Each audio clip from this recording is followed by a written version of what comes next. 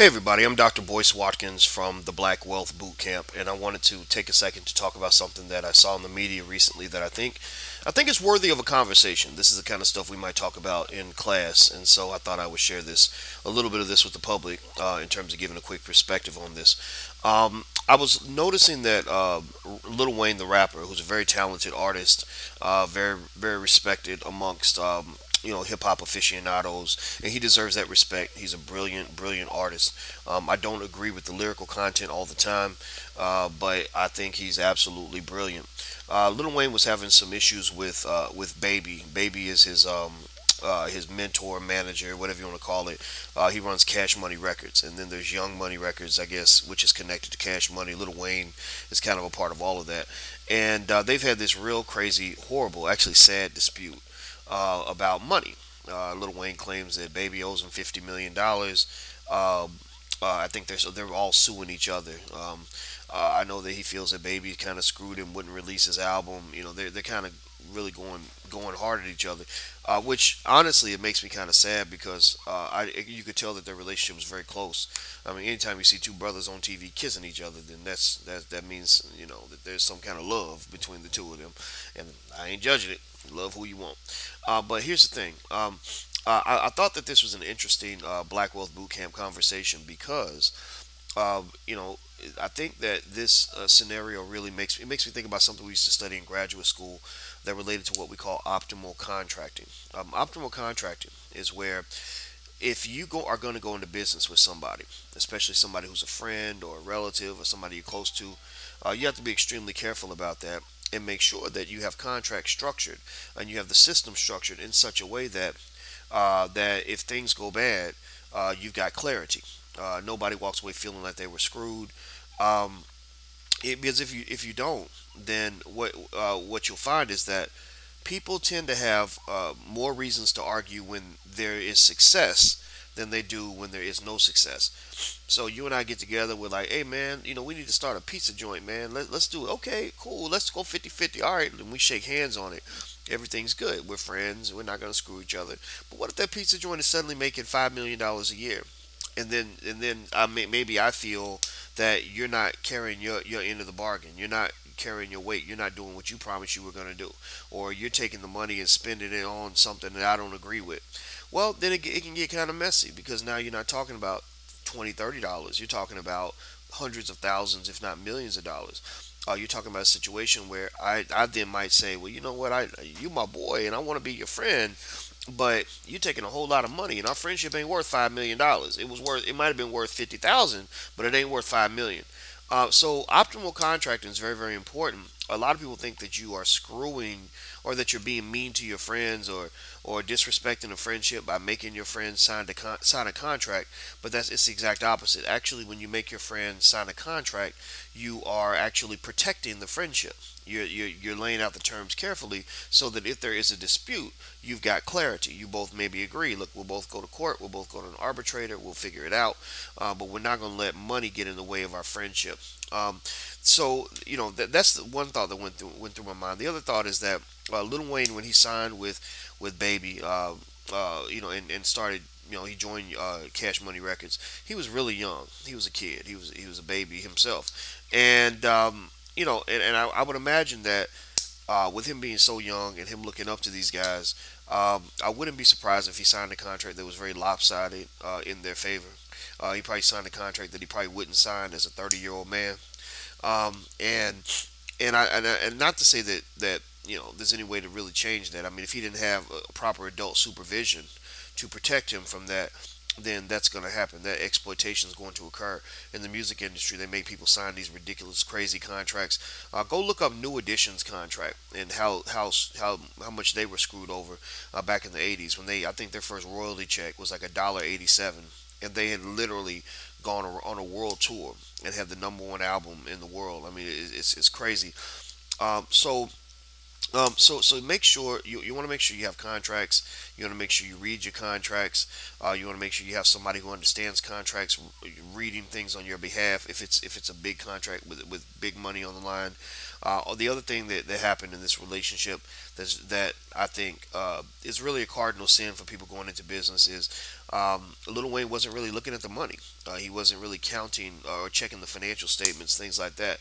He didn't have to do it himself, but you can get a financial expert to look at these statements and make sure that you're getting your cut. I guarantee you, the baby was looking at the money. And here's the thing: Lil Wayne always had that interesting drug issue. And one thing that's funny is that anybody who's seeking to pimp you wants you to stay high, because if you're high, then you're going to be distracted. The same way a good pimp keeps his, if a pimp is controlling his prostitutes, he's going to keep the prostitute half of them on drugs. Or the ones that are on drugs, he's going to give them more drugs, because a person that's on drugs, their mind is somewhere else. They're not thinking about money. They're not thinking about details. They're thinking about getting another high. And so what happens, unfortunately, to a lot millions of black men across America, particularly professional athletes and things like that, is we are kept high. They keep us buzzed up on things that not necessarily drugs, but it might be women, it might be gold chains and fancy cars, it might be running back and forth to the club and getting high and drunk every other night.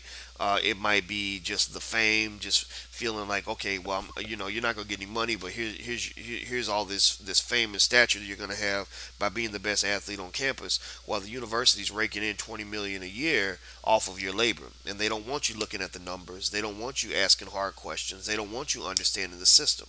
All they want you to do is just be a happy nigga. Excuse my French. So and I use that term deliberately because it's a racist system, and it's something that I think any of us who really want to be empowered in the system want to fight against. So the bottom line is that if you go into business with somebody, especially somebody who positions themselves as a mentor or a role model for you or whatever, be very very careful, because some people will flip that mentorship into exploitation. If you go into business with, say, an institution, university, whatever, you're an athlete, make sure you at least understand the system. Make sure you understand what you're getting out of it and what they're getting out of it, so you can adjust as you go along. And then in general, you want to understand business. You want to, know how the money works and all of that. Bill Cosby and Oprah Winfrey, and it's funny I bring up Bill Cosby, but I'm going to bring him up as an example of this because he deserves at least this credit, putting everything else to the side.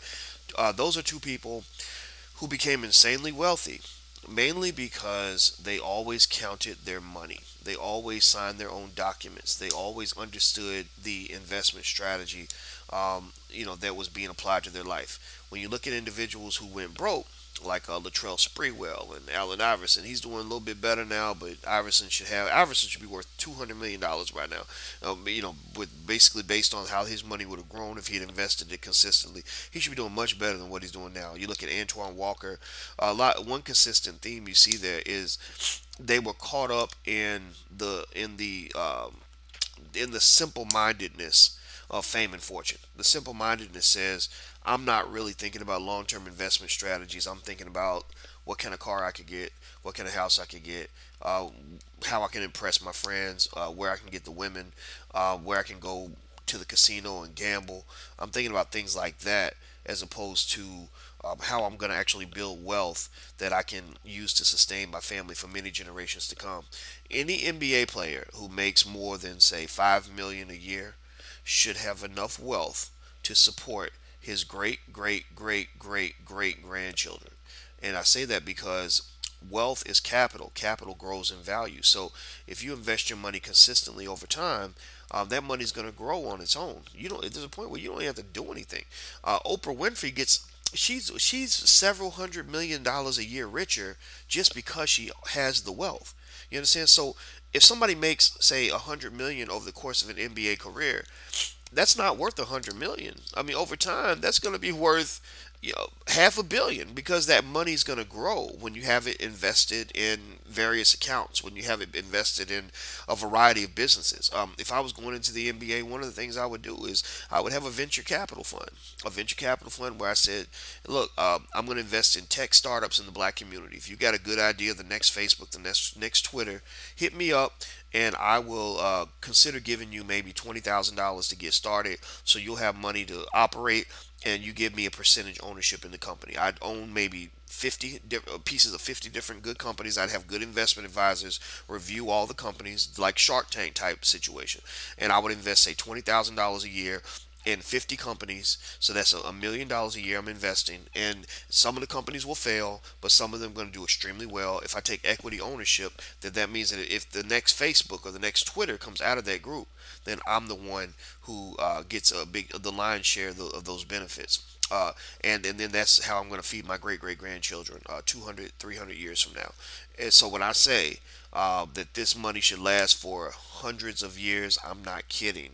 People, white folks who have billions, they started off with millions. They started off making less than NBA athletes. The difference is that those who kept whose money grew into the billions, they kept reinvesting and they held on to their cash and they let their money grow with the magic of compound interest. So when I think about that, I think about Lil Wayne. I think about these athletes. What's the biggest misfortune amongst black athletes in particular is that because so many of them are miseducated and taught to focus on the wrong things, they miss a huge opportunity. In fact, another thing I would do if I was an athlete is I would get together with 20 other athletes and I would literally create one of the biggest investment funds known to man. We would literally come together and pull, say, $100 million to start over time. Let's say in 3 years, it takes us 3 years to save up 100 million, and I would just go through and just buy up every hood in America.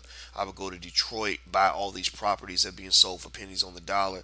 I would go to I would invest obviously in stocks and bonds, but I would also invest in technology. I would be all over the place, and so but I don't have those resources. I have my money, and those are the things I do with my money, but some of these athletes, unfortunately, because these white folks are telling them what to do, they are completely missing the boat. These financial advisors are ripping them off. They are feeding their own kids, sending their own kids to Harvard off of Paquan's money because all Paquan is thinking about is women and liquor and weed and fancy cars and all that stuff. And you don't want people to get you gassed up on that type of stuff. That's severe miseducation, which comes to at a huge economic detriment to the black community. So that's all I really want to say. I'm out. I got to go teach my about Black Wealth Boot Camp class. So now, in case you want to know, this is the kind of stuff we analyze in the Black Wealth Boot Camp. So you may want to consider joining. Again, it doesn't cost much more than a pair of Air Jordans, but it's the kind of information that could really transform you for life. So give it a try. Go take a look. The website is theblackwellthbootcamp.com. I'm Dr. Boyce Watkins from Financial Juneteenth and the Black Wealth Boot Camp. Until we meet again, stay strong, be blessed, and be educated. I am gone. Peace.